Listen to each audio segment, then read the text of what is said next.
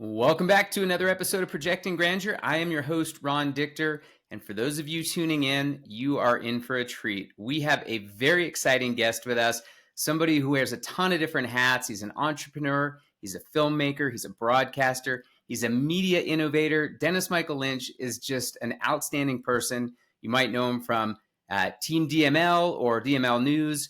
The guy is just everywhere and reaches millions and millions of people, and I'm just honored to have him on the show. So, Dennis, please welcome to Projecting Grandeur. Ron, I appreciate you having me on. I love doing these sort of things. If we could help other people, I love it. Awesome. Now, you've built businesses across media, film, digital platforms. What would you say are the core principles that have stayed with you through really every stage of your entrepreneurial journey? Well, I started my first business when I was 18 years old, cutting lawns. I think everybody had a landscaping business at some point, right, Ron? But, I wound up going into the computer business. I was doing computer recycling, and I grew it very big. I mean, we probably had about 300 employees, probably $30-40 million in revenue. And one of my investors was John Scully, the former CEO of Apple and Pepsi. And I learned a lot from him. And the one thing he said to me, he said, Dennis, your greatest attribute is that you are just brutally honest. He says, it's also your Achilles heel. And I said, oh, really? He says, yes. He goes, sometimes you got to put a little white lie in there. And I said, no, I wouldn't be able to do that. So he said, okay. So as I went into the news business and to documentary filmmaking, and now what I do is I do a lot of punditry online, on Facebook and stuff. I got the millions of people, like you said. I think what has always been the best thing about my brand and my businesses is the brutal honesty. Not everybody always agrees with me, but the brutal honesty. And one of the ways that I've really monetized that was through a CBD business that I also launched. And so when you have people using something like a health supplement, especially CBD, everybody's a little nervous because there isn't a lot of regulation and things of that nature. So when you have somebody you trust and they say, hey, not only have I used this myself and my family uses it, and it's all tested, they have no question about whether my honesty is true or whether I'm just trying to make a buck. And so that has always been the basis of my success.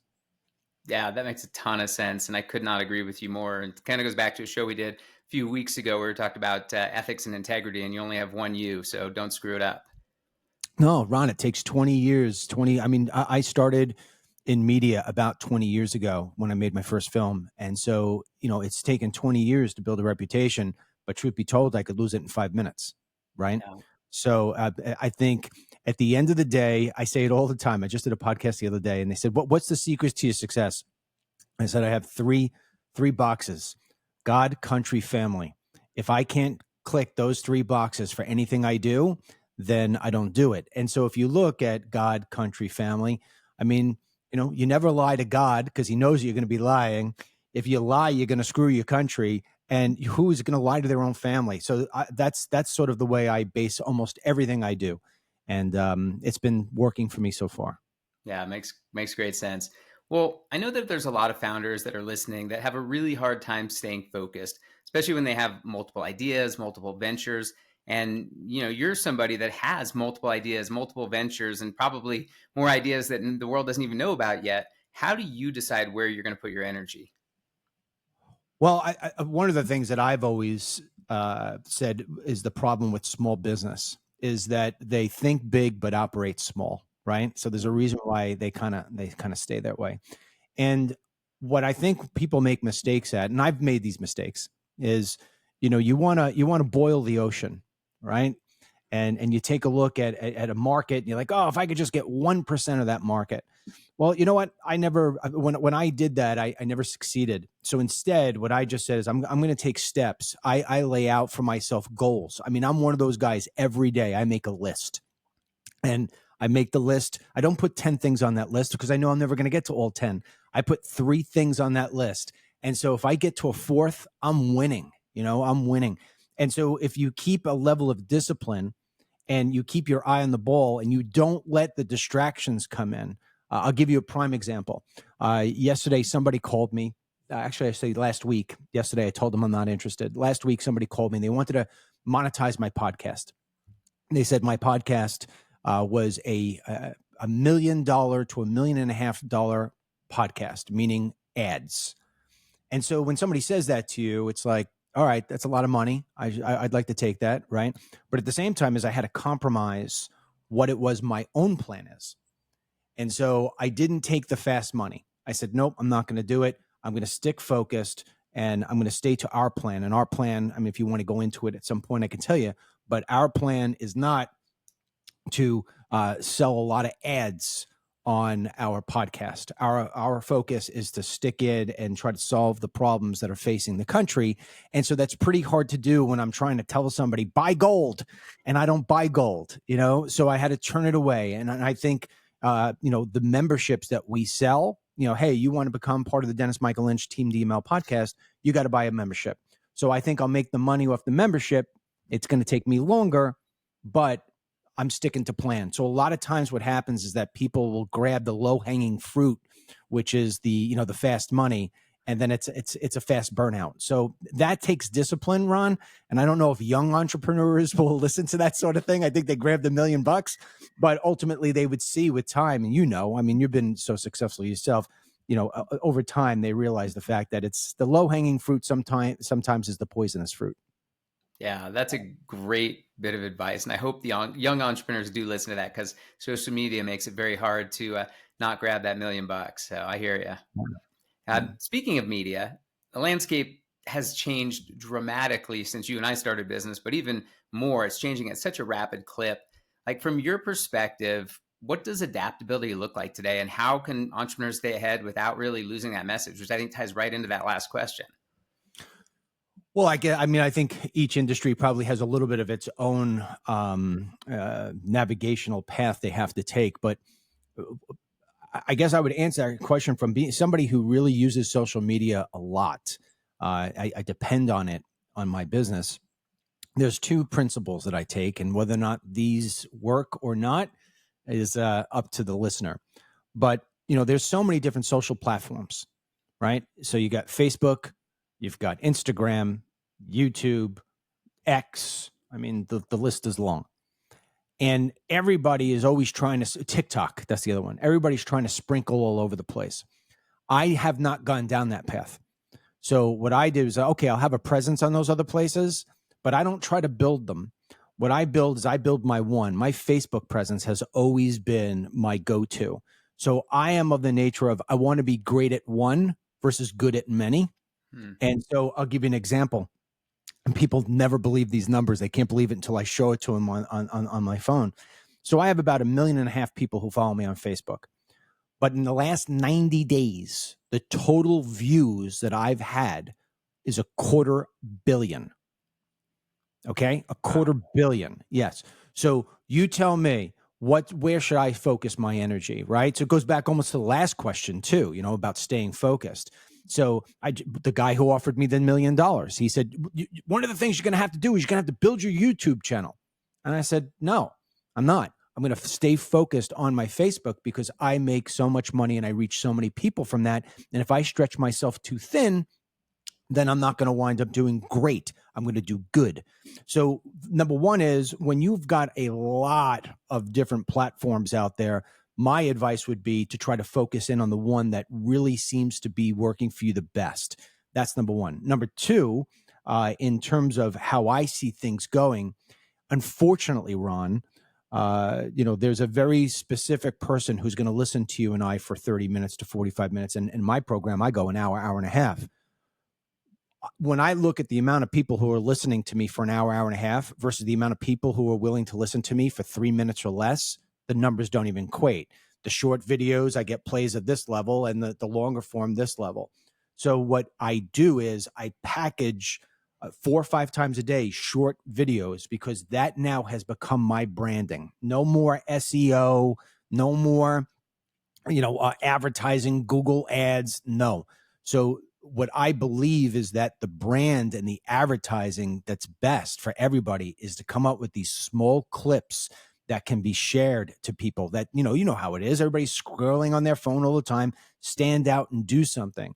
And so, I mean, like, one of the things, I don't have it here on me, but I always wear a golf hat. Nobody wears a golf visor anymore. I don't know why. So all my videos you'll always see will have my Team DML golf hat. And so people stop. They're like, what is that? And sometimes people make fun of that hat, make fun of it all day long. My hair is usually standing up, make fun of it all day long. If what I look like makes you stop, what's going to keep you is what I say. Right. So I'll use the stop because you're like, what's this crazy guy doing with his hat? And then all of a sudden they see I'm not crazy when I'm talking about how to fix homelessness or how to fix illegal immigration, et cetera, so forth. And so it's called a hook. You got to have a good hook, because now if you're not grabbing somebody's attention in the first 3 seconds, it's over. So that's really, I mean, from a social media standpoint, where the world is going. Everybody wants content quick and short and to the point. And then if you can pull them, the ones who really love what you're doing, you can pull them over and monetize them on the long form. That makes a ton of sense. And candidly, the reason you don't see a lot of people wearing visors, they don't have great hair like you. So, that's part of the problem. Well, you're right there with me, big guy. And so between DML 360 and the DML News App, your reach, as you talked about, is massive. I mean, 1.5 million people, 250 million views, like that's ridiculous. Like, that's amazing. So how do you keep growing that? And to your point earlier, how do you still maintain that credibility and that trust with your audience?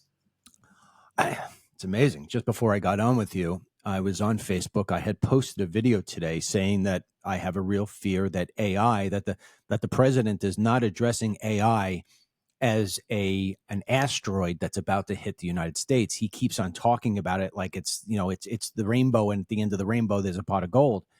There's going to be a pot of gold for a lot of people. The big players are going to have a lot of benefits. On the lower end, there are going to be a lot of people who lose jobs.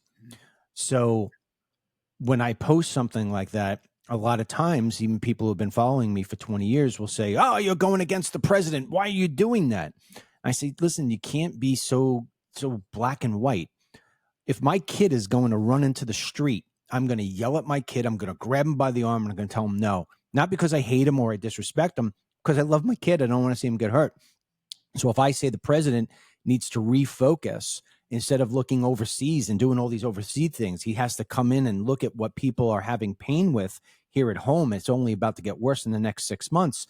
I'm not trying to be negative Nelly. I'm trying to be the person who says, hey, there's a train coming, get off the tracks. So I don't know if this answers your question necessarily, but I mean, I go back to honesty. The person who sees what I'm doing and hears what I'm doing says, I may not like what he has to say today, but I respect it because he says what he means and he means what he says. So, in terms of being able to survive going forward, I mean, think about this. It used to be that you couldn't believe what you hear. Now you can't even believe what you see, because AI is like, is that a real? I mean, in my news business, we don't pump out as much news as we did on our news app, because we are now taking 2 and 3 different news steps that we never had to take before to make sure we're not reporting on a fake video or a fake story. So the more that you can get people's trust in the AI economy, the more successful you'll be. And it doesn't matter. It doesn't have to be media. It could be anything, because people are going to really start to doubt what is true and what is false. And if you're a name or brand they can trust, that's how you'll be ahead of everybody else. Great advice. And you're right. The AI is going to be a very changing landscape. We'll have to pick up that one at a different time, because I think that's a show unto itself. Yes. So you've built a really strong, loyal community like we've been talking about. And for entrepreneurs that are trying to do the same in their, specific niche, like, what's the key on how to take that audience that's listening to you and turn it into a real, rabid following? Like, what's that key? I'm going to keep on giving you the same answers. I mean, so if somebody was to go, and I'm not trying self-promotion here, I don't need it. So I want somebody to go because they'll learn a lesson. On Facebook, you just search for Dennis Michael Lynch, and every morning I do consistency is very important on social media, and not just for a media person, for anybody, the consistency is important. So my crowd knows that they're going to get 4 or 5 videos every day, but they definitely know that every day before 9 a.m., DML is going to be on his balcony. I live on the water. And so I go up and behind me is the beautiful scene of the Intercoastal. So right away, it's an attractive thing and people stop and whatever. And it just has a nice warm feel to it. So when I post that video, that 3-minute video every day, what you will see is people will be saying thank you to me. Thank you for coming on again. I love when you're here every morning. Boom, boom, boom, boom, boom. You're giving me a message of hope, or boy, did you really just help me understand what was going on and I didn't understand it. So consistency and a message that meets with your brand, staying in your lane. Like one thing I wouldn't do is I wouldn't go up there and start giving people advice on food.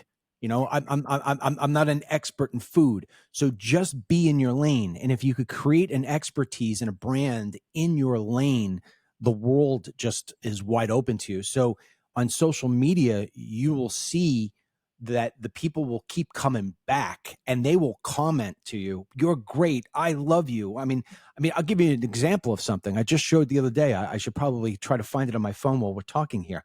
I have a woman who literally has a tattoo on her arm that says Team DML, I you know? love it. And the reason why I say that is to punch home the answer here is that you want to create almost a cult following, Yeah. and in today's world, Ron, because everything has become so digital. I mean, the great thing is that you and I are in two different states right now, and we're talking as if we're sitting down and having lunch. That's the beauty of the digital era. The negative side to that is a very isolated sort of world. My wife is great. When people take selfies, she calls them lonelies. And yeah, because they feel alone, because everybody's in front of the 6 inches in front of their face. So if you can make people feel like they're a part of something, that's why my hat, I'm going to get it. Hold on. My hat. I mean, my hat says Team DML. And the reason why I picked Team DML is because people want to be part of a team, right? I mean, they really want to be part of a family, but I don't think I could take 1.5 million people in my family. So it's Team DML. And so if you could make that cult-like feeling and make people feel like they're part of something, not just like you're monetizing them, I think that you have the most success possible. Love that. Love that a lot. And I know a lot of our audience out there works really hard at it. And it sounds like just that authenticity is key in that. So, and that It is. advisor, you're right, man. That's a good look. Not many Yeah. people can pull that off. No, so the hair pops out or whatever it may be, and they're just like, "Wait, well, who's this guy?" And then all of a sudden, it just works. Yeah. It just works. It works. I'm trying to find the tattoo, but go ahead. It was so the whole show, Projecting Grandeur, which I've gotten a lot of comments around the name of it. We talk about leading with confidence and with authenticity.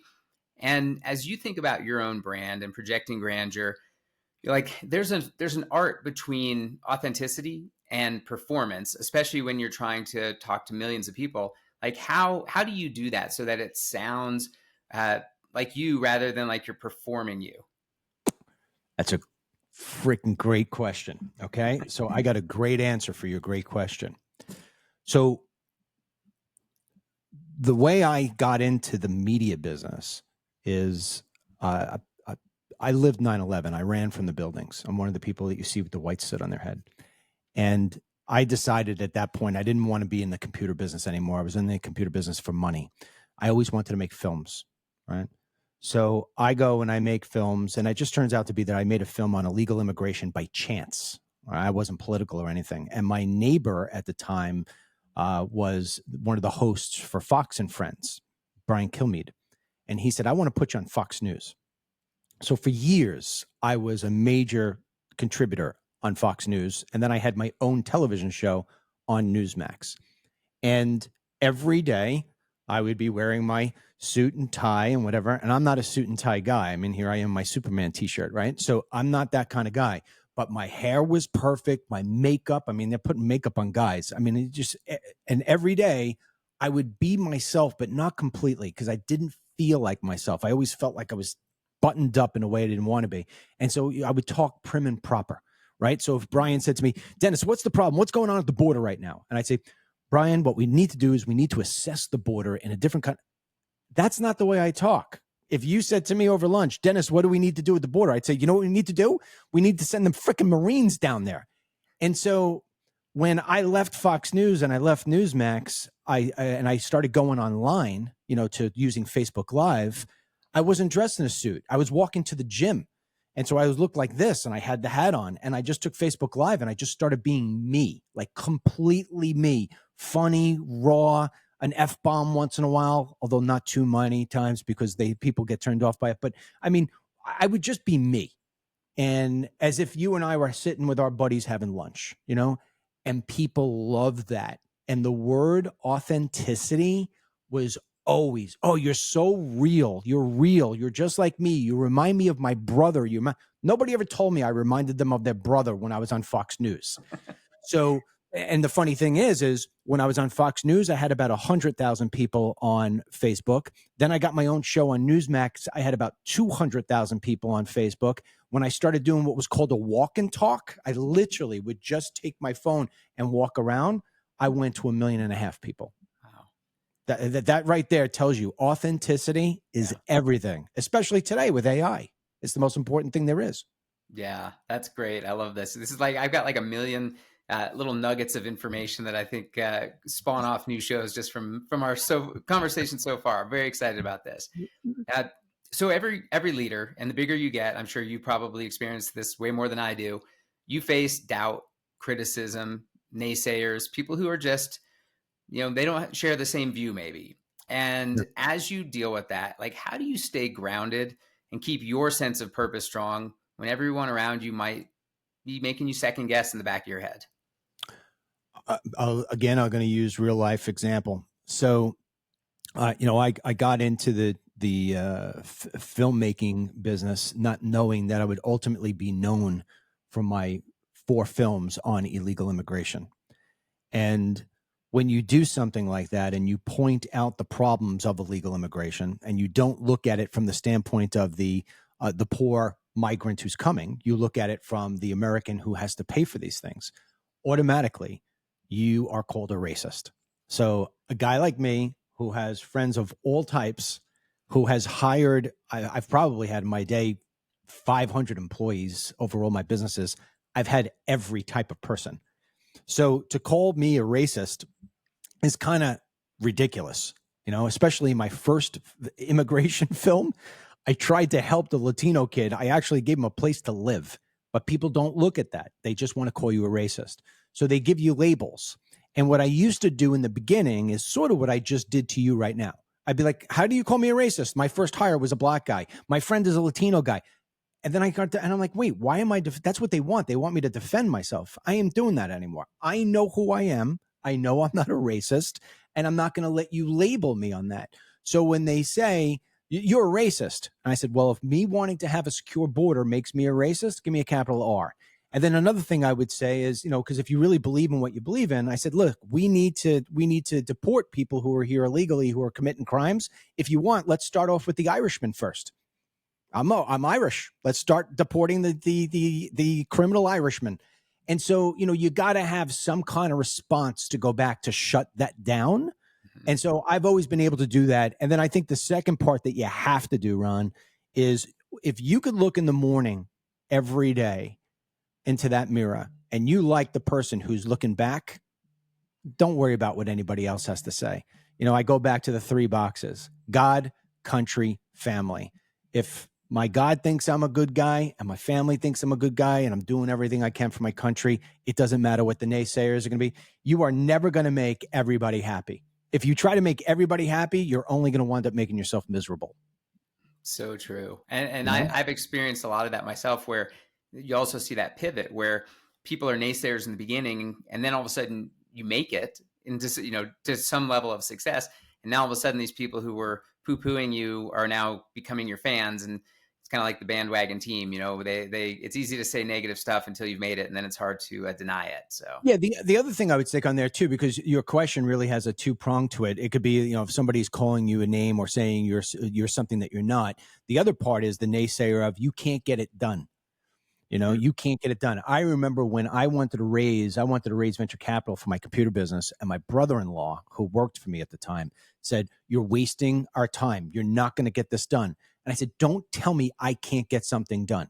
So a lot of times people will try to tell you that you can't get something done because they can't get it done.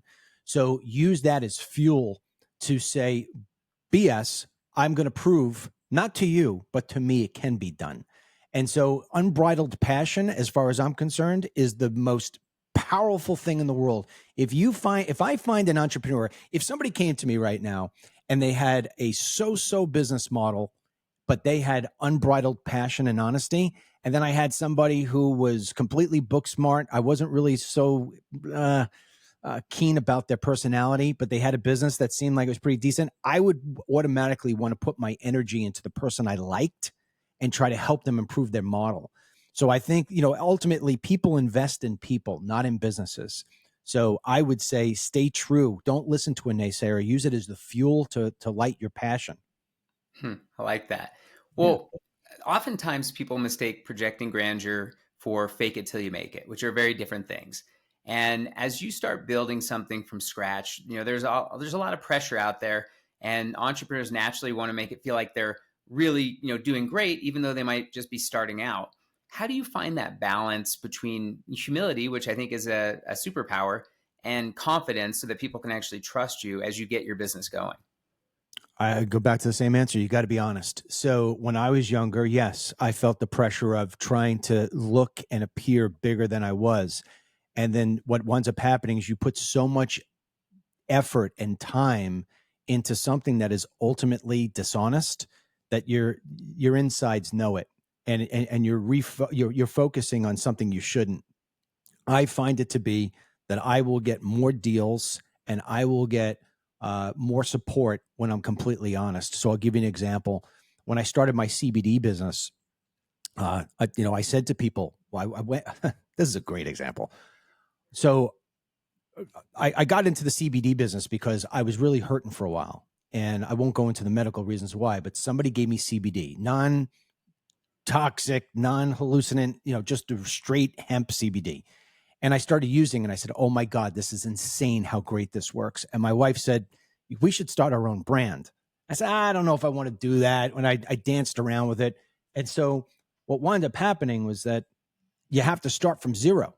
I mean, so I went online and I said to people, I have nobody who uses my product, only myself, my wife, my kids.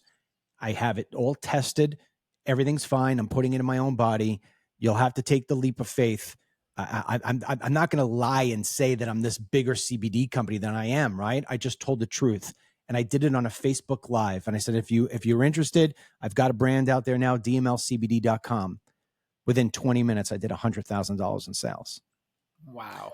Now, had I gone on there and been less humble, and tried to make this story of everybody's using DML CBD and they all love it, I don't think I would have done as well. But because I was so honest and true and said, hey, I'm just starting this out. And if you think it would help you, if you can't sleep, you can't do this. It's working for me. It's working for Mary.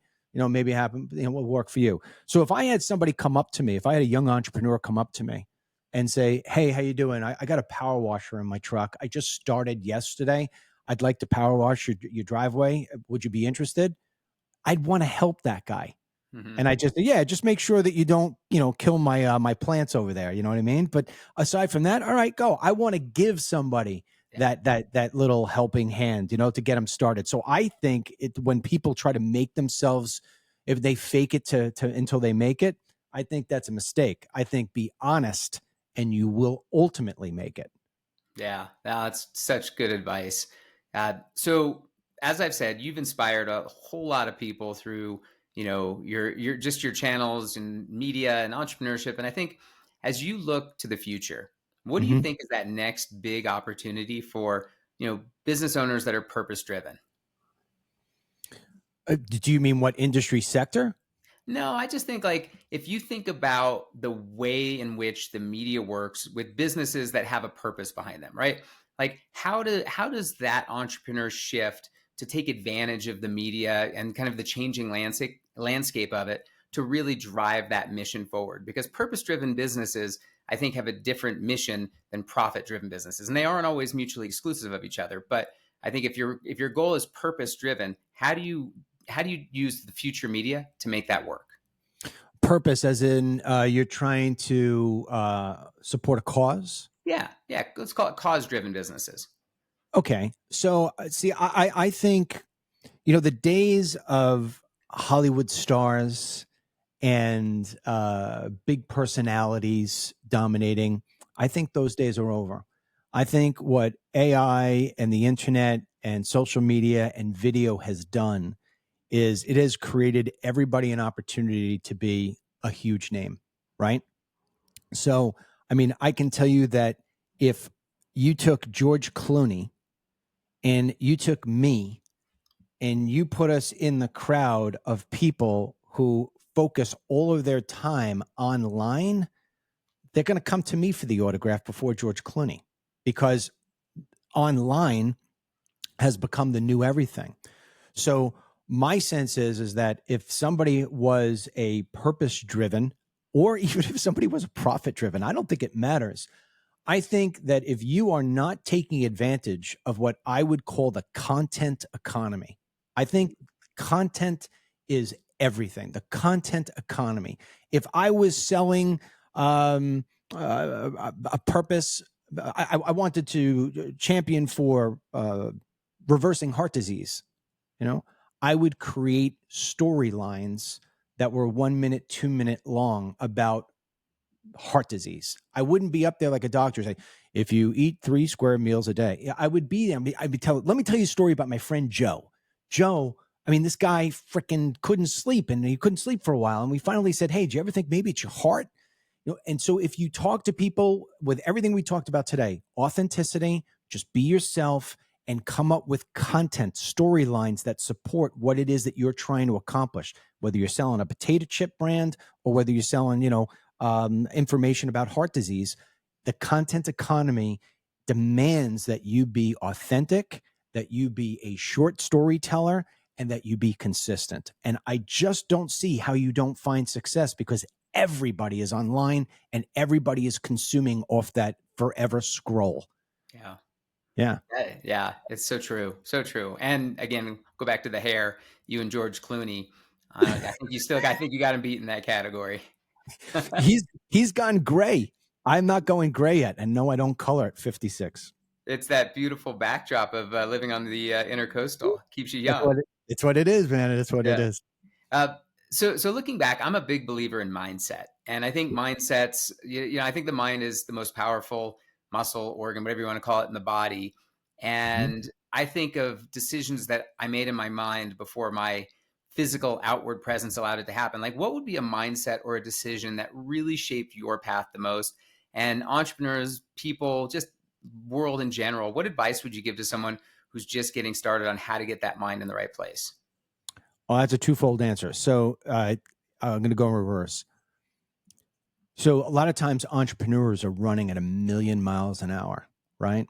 And you've got to be somebody, especially if you got a family and kids and other responsibilities other than just your business, you're juggling a lot of balls. And what I've seen over time with people who I've been in business with, and even myself a few times, is you will go so hard, so fast, and you'll crash. You'll fall right on your face. So what I have been doing for years now is I start my day every single day without pause, without question. Even if I'm on vacation, I start every day with about 15 to 20 minutes of meditation and breath work and prayer. And I give gratitude for what it is that I have in life. And so what that does is, and I do that, Ron, before I pick up my cell phone. A lot of people keep their cell phone charged next to their bed. The first thing they do on the pillow is they open it up, they start scrolling the news. You're starting already in a bad foot. That stuff is going to wait for you, but start your day off with mindfulness, where you're calm.